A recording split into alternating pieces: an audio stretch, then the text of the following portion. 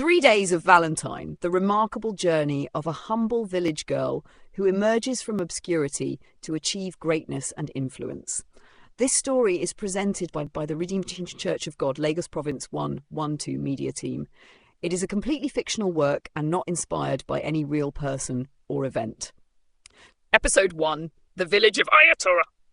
The warm sun stretched its golden arms across the sky, casting a serene glow over the peaceful village of Ayatora. It was a land blessed with lush green fields, towering palm trees, and the gentle murmur of a river that never ran dry. Here, life was simple. The people rose with the sun and retired with the moon. The air smelled of fresh corn roasting on charcoal fires, of pounded yam being prepared for the evening meal, and of the earth itself after the rains had kissed it. Among the villagers was a young girl named Morẹ, níkẹ, a name that meant I have found a person to pamper. But life had not been particularly kind to her. At just 17, she carried the weight of responsibility far greater than her tender years. Her father, a farmer, had died suddenly 5 years ago, leaving her mother, Morẹ, to raise her and her younger brother, Damilotla, alone. Their mother, a woman of quiet strength and unwavering faith, often reminded them of God's promises. "The Lord is my shepherd, I shall not want." Psalm 23, Morẹ níkẹ clung to those words, though life had been anything but easy. A day in the life of. The village stirred early, and so did Morẹ níkẹ. Before the roosters crow, she was up, fetching water from the river with a clay pot balanced effortlessly on her head. The journey was long, winding through narrow footpaths lined with shrubs and the occasional sighting of a timid antelope. Other girls walked beside her, chatting about trivial matters, who had the best-dressed suitor, whose mother-in-law was the kindest. But Morẹ níkẹ was often quiet. She was different from them. While others dreamed of marriage and material comfort, she dreamed of something greater, though she didn't quite know what. She longed for a life beyond the confines of Ayatora. But how could she? A village girl had few options, and her mother constantly reminded her that a woman's greatest achievement was a good husband and well-mannered children. Morẹ, "You are not getting younger," Morẹ would say. "The sooner you accept your fate, the better." But Morẹ níkẹ felt something stir in her spirit whenever she prayed at night, a whisper she couldn't quite understand, a voice telling her that God had more for her than she could imagine. An unexpected visitor. That evening, as the sun dipped into the horizon and the sky turned to hues of orange and purple, the village square bustled with excitement. A visitor had arrived, a wealthy trader from Lagos named Chief Ogundele. He had come to discuss business with the village elders, but his eyes were set on something, or rather someone else. Morẹ níkẹ was at the market helping her mother sell fresh tomatoes when she first noticed the whispers. Women exchanged knowing glances, and the young girls stood taller, adjusting their wrappers, their eyes filled with anticipation. Chief Ogundele was a man of power, a man who could change a girl's destiny with a single nod of approval. He had heard of Morẹ níkẹ's beauty long before his arrival. A girl as beautiful as the morning sun, they said, a queen in the body of a village girl. Morẹ níkẹ, unaware of the attention she was drawing, remained focused on arranging the tomatoes. But when she finally looked up, her eyes locked with his and a cold shiver ran down her spine. She didn't like the way he looked at her. She had heard stories of men like him, men who took young village girls to the city with promises of wealth and a better life, only for those dreams to crumble into dust. Something in her spirit told her to flee. Her mother's warning? That night, as they ate a simple meal of iba and vegetable soup, Morẹ sighed deeply. "My daughter, I saw the way Chief Ogundele looked at you today." Swallowed hard. "A man does not stare at a young girl like that without intentions," her mother continued. "He will come, and when he does, you must be wise. A girl who is desperate for a shortcut to success often ends up in sorrow."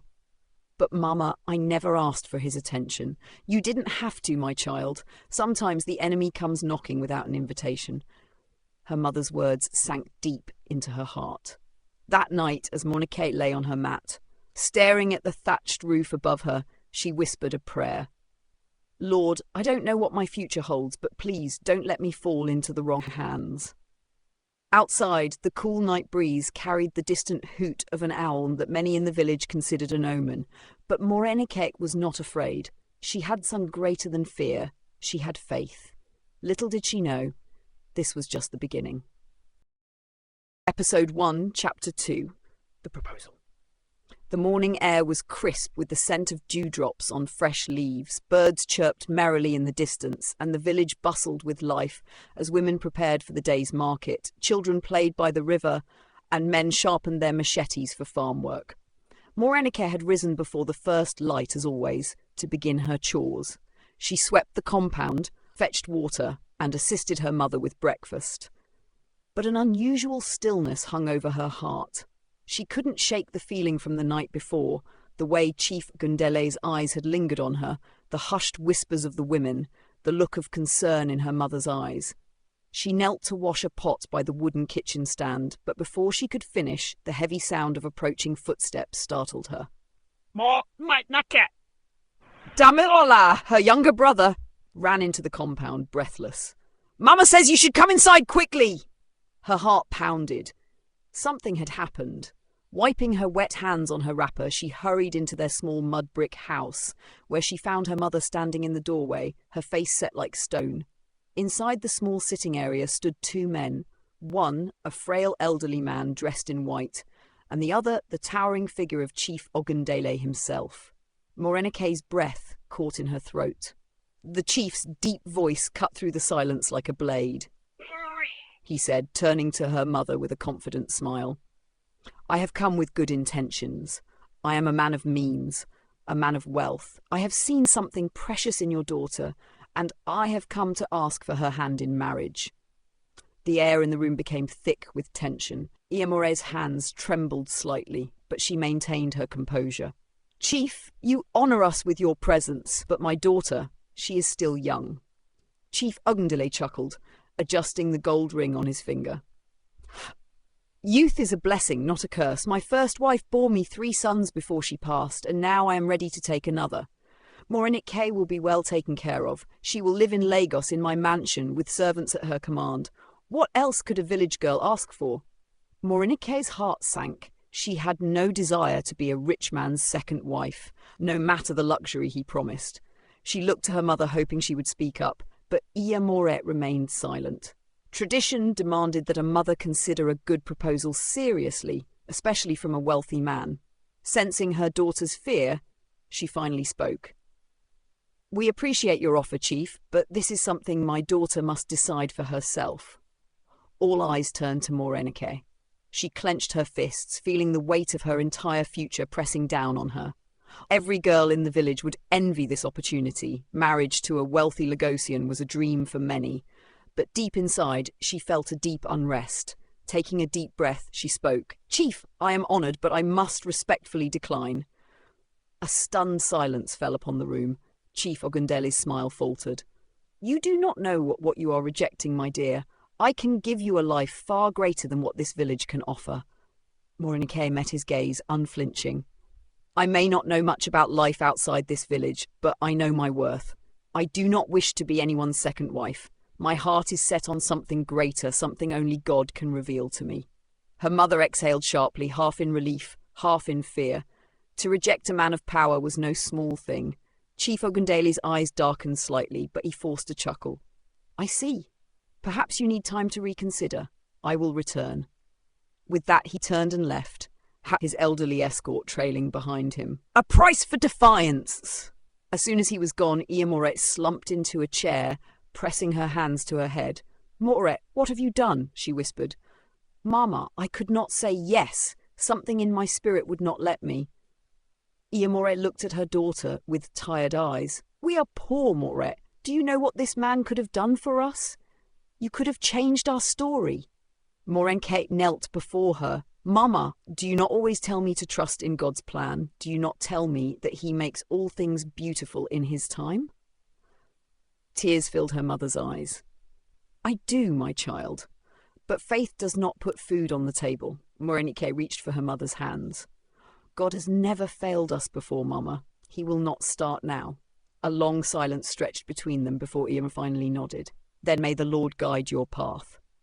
Whispers in the dark. That night, as Morẹ lay on her mat, staring at the flickering lantern light, she felt a strange unease settle in her spirit.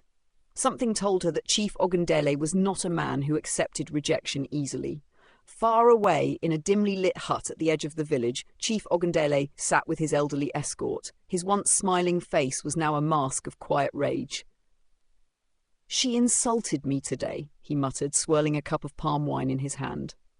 The old man beside him coughed before speaking. "She but a child, Chief. She does not understand the ways of the world." Chief Ogundele's eyes narrowed. Then she must be taught. He took a slow sip of his drink, his mind already plotting his next move. Morẹ had refused him once. She would not refuse him again. Episode 1, Chapter 3. The Storm Begins.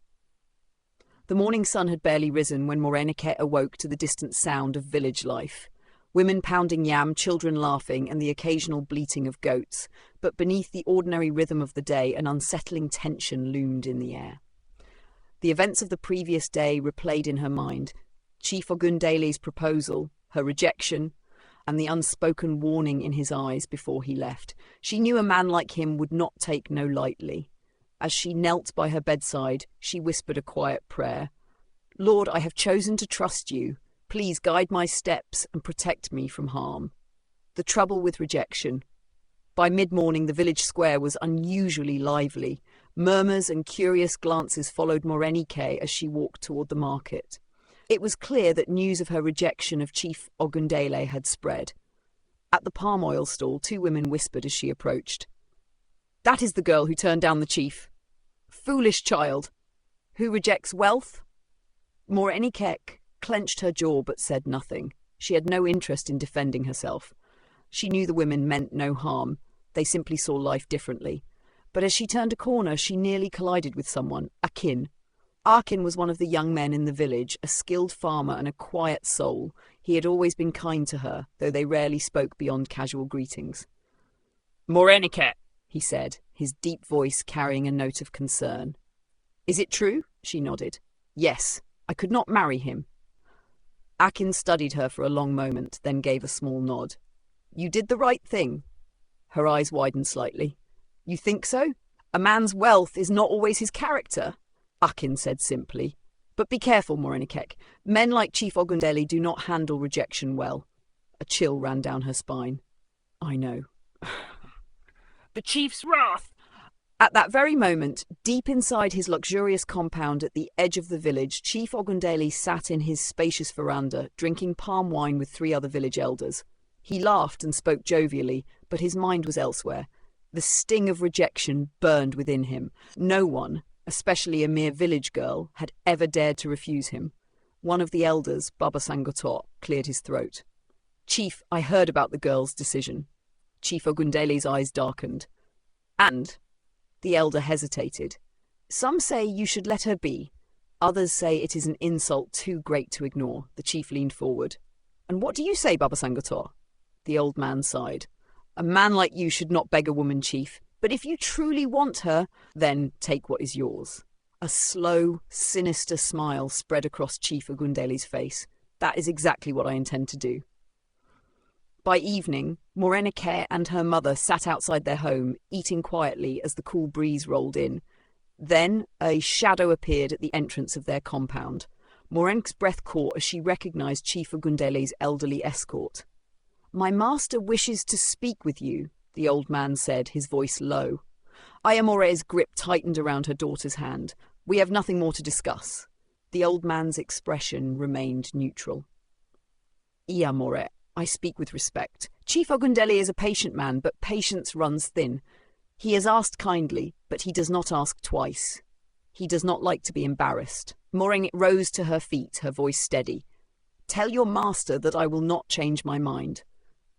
The old man studied her for a long moment before nodding. "Then I will take your message to him, but be warned, child, some choices come with consequences." With that, he turned and walked away, disappearing into the night. Morẹ shivered despite the warmth of the evening. Her mother took her hands and squeezed them tightly. "My daughter, we must pray." And so, as the village slept, Mother and daughter knelt in the flickering candlelight, lifting their voices to the only one who could save them. But even as they prayed, darkness moved in the shadows, and Chief Ndeli's plans were already in motion. Episode 1, Chapter 4, A Night of Terror. The air in Ileayo was thick with the scent of damp earth as the moon cast eerie shadows across the quiet village. Inside her mother's small hut, Morẹ níkẹ knelt beside Morẹ, their whispered prayers the only sound in the stillness of the night. Father, shield us from evil, deliver us from the plans of the wicked, for you are our refuge. Morẹ prayed, gripping her daughter's hands tightly. Morẹ níkẹ's heart pounded as she recalled the warning of Chief Ogundele's messenger. She knew the chief would not give up easily, but she also knew that her help came from the Lord. The invasion. Just as their prayers ended, a faint rustling outside made Morẹ níkẹ freeze. Morẹ's eyes darted to the window. "Did you hear that?" nodded. Then came the unmistakable crunch of footsteps, more than one, slow, calculated. Morẹ's grip on Morẹ níkẹ's hand tightened. "Run, my child," she whispered. "Through the back! Go to Baba Dunladi's house! Now!" Before Morẹ níkẹ could respond, the wooden door burst open with a violent crash. 3 men stood in the doorway, their faces masked with dark cloths, their bodies looming like shadows against the dim candlelight. Morẹ níkẹ let out a muffled gasp. Morẹ stepped forward, her voice trembling but firm. "Who are you? What do you want?" One of the men stepped inside. His voice was low, menacing. Chief Ogundele sends his regards, took a shaky step backward. "We don't want trouble," Morẹ said quickly. "Please let us be." The leader let out a dry chuckle. "You should have thought of that before your daughter insulted the chief." Then, without warning, 2 of the men lunged forward. Morẹ screamed as she pushed Morẹ níkẹ backward. "Run!" Morẹ níkẹ turned and bolted toward the back of the hut, her heart racing. One of the men chased after her. The chase! Barefoot, Morẹ níkẹ sprinted into the darkness, her feet barely touching the ground as she weaved through the narrow paths of the village. Her lungs burned, but she didn't stop. She could hear the heavy footsteps behind her, hear the sharp breathing of the man chasing her. She ran past the market square, past the silent huts, toward the only place she knew would be safe, Baba Dunladi's house. The escape. As she reached the old man's compound, she banged frantically on the wooden door. "Baba! Open up! Please!" The door creaked open just as her pursuer reached her. Morẹ níkẹ felt a rough hand grab her arm. "No!" she screamed, struggling against the grip. Then a strong hand from inside the hut reached out and yanked her free. The door slammed shut. Panting, Morẹ níkẹ collapsed against the wall as Baba Dunladi and his son, Akin, secured the door. The attacker outside pounded once, twice, then silence. Morẹ níkẹ trembled as she realized she had escaped. Barely. Baba Dunladi turned to her, his aged face grim. "Child, you are not safe here anymore." Tears welled up in Morẹ níkẹ's eyes. "What do I do?" Akin met her gaze, his voice steady. "We must get you out of Ileayo before it's too late." Episode 1, Chapter 5, The Road to the Unknown. Morẹ níkẹ sat on a wooden stool in Baba Dunladi's dimly lit hut, her heart pounding. The candle flickered, casting long shadows on the walls. Akin stood by the door, his ears tuned to every sound outside. Baba Dunladi paced back and forth, his walking stick tapping softly against the dirt floor. "You cannot stay here, child," Baba Dunladi finally said, breaking the heavy silence. "Chief Ogundele will not rest until he has you in his grasp." Morẹ níkẹ swallowed hard. "But where will I go?" Akin knelt beside her. "Lagos." Morẹ níkẹ's eyes widened. "Lagos? But I have never left Ileayo before. I don't know anyone there." Baba Dunladi nodded gravely. "That is why it is the safest place. You must leave before dawn. Akin will take you to the motor park." Tears welled up in Morẹ níkẹ's eyes. "But what about my mother?" Baba Dunladi sighed. "Morẹ is strong. She will be safe with me. But you," he shook his head, "you must go if you want to live." Akin touched her hand gently. "I promise. I will make sure you get to Lagos safely." Morẹ níkẹ wiped her tears. She had no choice. If she stayed, she would be captured. If she left, she would step into a world she did not know. "All right," she whispered. "I will go." The journey begins. Before the first rooster crowed, Morẹ and Akin slipped out of the hut. The night air was cool, carrying the scent of wet leaves. Morẹ pulled her wrapper tightly around her shoulders. They moved quickly, avoiding the main roads, sticking to the shadows of trees and huts. Ilayo was still asleep, but fear lurked in every corner. Akin led the way, his eyes scanning for danger. They reached the outskirts of the village, just as the first light of dawn touched the sky. The motor park was ahead, a dusty clearing with old, rickety buses lined up like sleeping giants. Akin pulled a small bag from his pocket and pressed it into Morẹ's hand. "This is all the money I have. It should be enough for your fare." Morẹ's fingers trembled as she took the bag. "Akin, thank you." Akin smiled, though there was sadness in his eyes. "God is with you, Morẹ. He has a plan for your life. Do not be afraid." A loud honk shattered the morning silence. A man shouted, Lagos! Lagos! "Enter with your money. First come, first serve." Morẹ turned to Akin one last time. "What if I never see you again?" Akin's jaw tightened. "You will, if God wills it." With a heavy heart, Morẹ climbed into the old bus. As the engine roared to life, she took a deep breath, watching as Akin faded into the distance. Ile-Ayo, her home, was now behind her. Lagos, the unknown, awaited.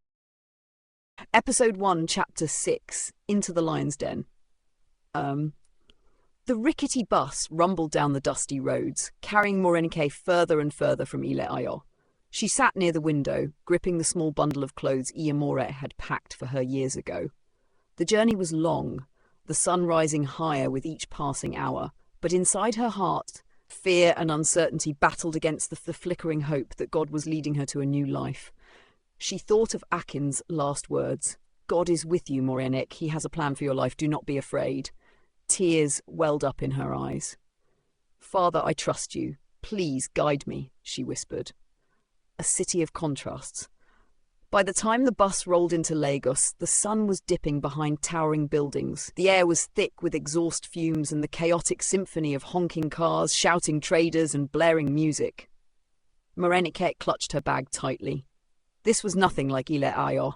The streets were alive with movement. Young boys darting between cars, selling everything from bottled water to phone chargers, women balancing trays of food on their heads, men arguing over prices. The sight overwhelmed her. She had never seen such a place in her life. She stepped down from the bus, unsure of where to go. "Fine girl, where you dey go?" a rough voice asked. She turned to see a man in a dirty shirt, his smile revealing yellowed teeth. He reeked of alcohol. Morẹ took a step back. I am looking for a place to stay," the man chuckled. "Ah, you be JJC, new girl for Lagos. Make I help you?" Something about made her uneasy. "No, thank you," she murmured, clutching her bag and walking quickly away. A stranger in a strange land. She wandered through the streets as darkness settled, her heart pounding. She had no home, no one to turn to. Then she spotted a small church building, its white walls illuminated by a flickering streetlight. People were singing inside. With nowhere else to go, she stepped in. A few people turned to look at her, their eyes warm and welcoming. A woman in a simple dress approached her. "Good evening, my dear. Are you new here?" Morẹ nodded. "Come sit with us," the woman said kindly, leading her to a wooden pew. As the congregation began to sing, Morẹ closed her eyes. She was still afraid, she was still lost, but for the first time since leaving Ile-Ayo, she felt a glimmer of peace. God had led her here, and somehow she knew this was only the beginning. Episode 1, Chapter 7, A Door of Hope. The small church was filled with voices lifted in worship, lifted in worship. The air was warm with the scent of burning candles and the faint aroma of cooked beans drifting in from a nearby food stall. As the congregation sang, Morẹ sat quietly in the back, her heart heavy but comforted by the presence of God. She had never been in a city church before. Unlike the grand ancestral shrines back in Ile-Ayo, or even the small parish where Morẹ took her to pray, this place was simple: wooden benches, a dusty pulpit, a weathered cross hanging above the altar. And yet, it felt safe. The woman who had welcomed her earlier turned to her with a warm smile. "My name is Mama Kemi. What is your name, my dear?" Morẹ hesitated. She had always been careful about revealing too much to strangers. But there was something motherly about this woman, something that reminded her of Morẹ. she finally whispered. Mama Kemi beamed. Ah, a beautiful name. Ah, a beautiful name. To have a child is surely his hands are upon you, my dear. Morẹ lowered her gaze. I hope so. A place to rest. After the service ended, people lingered outside, chatting in small groups. Morẹ remained on the bench, unsure of what to do next. Mama Kemi noticed. You have nowhere to go, do you? Morẹ's lips trembled. She could not lie. No, Ma. Mama Kemi reached for her hand and squeezed it gently. Then you will come with me. Morẹ's eyes widened. I don't want to be a burdened. Mama Kemi chuckled. A burdened? My dear, do you think God brought you here by accident? No. My home is small, but there is always room for one more. Tears welled up in Morẹ's eyes. Thank you, Ma. Mama Kemi led her through the bustling streets, weaving past traders, packing up their wares for the night. The city was still alive. Even at this hour, car horns blared, streetlights flickered, and the hum of voices filled the air. They arrived at a modest two-room apartment in a crowded building. Inside, the scent of freshly cooked yam and palm oil lingered. A thin curtain separated the sitting area from the bedroom. Sit down, my dear. You must be hungry. Mama Kemi said, moving towards a small pot on the stove. Morẹ nodded shyly. It had been hours since she had eaten. Mama Kemi dished out a steaming plate of yam and palm oil sauce. Eat, my child. As Morẹ took her first bite, warmth spread through her. For the first time since leaving Ileayo, she felt at home. The past still lingers. Later that night, as she lay on a small mat beside Mama Kemi's bed, Morẹ could not sleep. The sounds of Lagos, the distant honking, the occasional shout of a street vendor felt foreign to her ears. But it was not just the noise. It was the fear. Would Chief Ogundele search for her? Had her mother been punished? Was Akin safe? She turned on her side, whispering a silent prayer.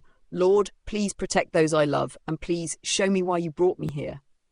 The wind blew softly through the open window, and in that moment, Morẹ felt something stir in her heart. She did not know what the future held, but one thing was certain. God was leading her. Episode 1, Chapter 8. Trials of the Unknown. Morẹ awoke to the sound of roosters crowing in the distance, mixed with the clatter of metal buckets as women fetched water outside. Lagos was loud, even in the morning, but in Mama Kemi's small home there was a strange peace. She sat up slowly, stretching her aching limbs. The mat had been hard, but she had slept better than she expected. Mama Kemi was already awake, stirring something in a pot over a small gas stove. The smell of corn pap and akara filled the air. Good morning, my dear, Mama Kemi said warmly. Good morning, Ma, Morẹ replied softly, standing to help. Sit down and eat first, Mama Kemi insisted. We have a long day ahead of us. Morẹ hesitated. She had never been one to accept kindness easily. Years of hardship had taught her to fend for herself, but there was something about Mama Kemi's gentle spirit that made her feel safe. As she ate, she couldn't help but wonder what was next for her. The search for work. After breakfast, Mama Kemi handed Morẹ a wrapper and a simple blouse. These should fit you. You cannot walk around in just one dress. Morẹ accepted them gratefully. Thank you, Ma.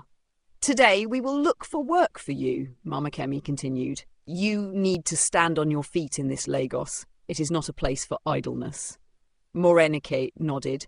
She had never worked outside the farm before, but she was ready to do anything honest to survive. They set out into the busy streets. The sun was high, the air thick with the mingling scents of street food and exhaust fumes. Women called out prices for roasted plantain, men pushed wheelbarrows full of oranges, and bus conductors shouted their destinations at the top of their lungs. Mama Kemi led her to a small restaurant where a plump woman with a red headscarf was directing workers. Good morning, Iesegun, Mama Kemi greeted her. Ah, Mama Kemi, what brings you here? I have a daughter who needs work. She is a good girl, hard-working. Iesegun eyed Morẹ. She looks gentle, but can she work? I can, Ma! The woman studied her for a moment, then shrugged. Fine. She can start today. Let her wash plates. Relief flooded Morẹ's heart. Thank you, Ma. Don't thank me yet, Iesegun warned. If you are lazy, you will. Morẹ nodded firmly. I will work hard. a test of endurance. From that moment, life in Lagos became a daily battle. She woke up before dawn, helped Mama Kemi with house chores, and then walked to the restaurant where she worked tirelessly, washing plates, scrubbing floors, and serving food. Her hands ached, her feet burned, and by nightfall exhaustion weighed her down, but she never complained. She had survived worse. One evening, as she was clearing a table, a male voice called her name. Morẹ níkẹ! She froze, her heart pounding. Turning slowly, she saw a young man in neat trousers and a tucked-in shirt. His face was vaguely familiar. It's me, Damilola, from Ile Ayo. Her breath caught. Damilola? She remembered him. He was the village chief's nephew, one of the few boys who had left for the city to study. But what was he doing here? And more importantly, would he tell anyone back home that he had seen her? Episode 1, Chapter 9, The Past Finds Her. Morẹ níkẹ's hands trembled as she clutched the tray of plates. Damilor's voice echoed in her ears. Morẹ níkẹ, is it really you? She swallowed hard, forcing herself to stay calm. She hadn't expected to see anyone from Ile Ayo, not here, not in the heart of Lagos. Damilola stepped closer, his brows furrowed with surprise and curiosity. What are you doing here? For a moment, she considered lying. But what was the use? She was standing in a small buka, her hands soaked in soapy water, her wrapper damp with sweat. Her reality spoke for itself. I work here, she finally said, her voice steady. Damilola looked at her in disbelief. You? But why? What happened? Memories of her father's death, her mother's suffering, and Baba Luku's cruel marriage arrangement flashed in her mind. But she wasn't about to explain her pain to a man she barely knew. Life happened, she said simply, and God brought me here. Damilola exhaled, nodding slowly. I see. I'm sorry, Morẹ níkẹ. There was an awkward silence between them. How is Ile Ayo? She asked at last. Still the same, he replied. Your mother? She misses you. Her chest tightened. She is okay? Damilola hesitated. She is alive, but since you left, things have been difficult for her. Baba Luku has been spreading lies about you. Morẹ Clenched her fists. What did he say? That you ran away to become a prostitute in the city, Damilola said reluctantly. Some believe him, others don't. But your mother, she refuses to believe anything bad about you. Tears stung her eyes. I had no choice, Damilola, she whispered. I know, he said, but you should send word to her. Let her know you are safe, Morẹ nodded. I will. He smiled, his eyes warm with kindness. You've always been strong. Keep trusting God. He has a purpose for you. She met his gaze, touched by his words. Thank you, Damilola. Just then, Iya Segun's voice cut through the air. Morẹ níkẹ! These plates won't wash themselves. Quickly, she turned back to her work. But as Damilola walked away, she felt something shift in her heart. The past had found her. But so had God's purpose. Chapter 10, A Letter to Ile Ayo. The night breeze whispered through the open window as Morẹ níkẹ sat on the floor of Mama Kemi's small room, a flickering candle casting shadows on the wall. The encounter with Damilola had unsettled her, stirring emotions she had buried since the day she fled Ile Ayo. She thought of her mother, alone, struggling, forced to endure Baba Luku's lies. Guilt pricked her heart. She had to let Mama know she was alive. Taking a deep breath, she pulled out a sheet of paper Mama Kemi had given her and dipped a borrowed pen into a small bottle of ink. Her fingers trembled as she began to write. My dearest mother, I do not know how to begin this letter, for my heart is heavy with the weight of all that has happened. I miss you deeply, and not a day goes by that I do not think of you. I am safe, Mama. God has been faithful. He led me to a kind woman, Mama Kemi, who took me in and helped me find work. Life in Lagos is not easy, but I am surviving, and I know it is watching over me. I heard about the things Baba Luku has been saying. Please do not believe them. I did not run away in shame. I ran to preserve my dignity, to escape a fate that would have destroyed me. I pray you understand. Mama, I long to see you again, but I do not know when that will be.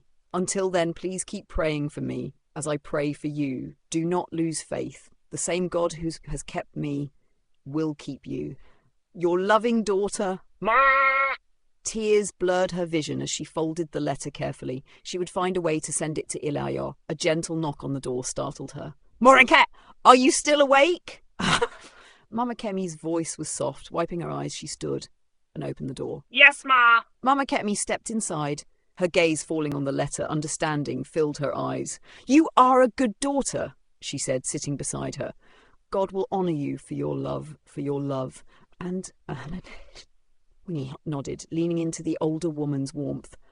I just want her to know I am okay. Mama Kemi's brushing a hand over her hair. She will, and in time you will see her again.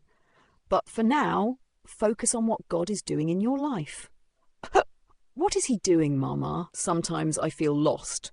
God never wastes pain, my dear, Mama Kemi said gently. Every trial is part of his divine plan.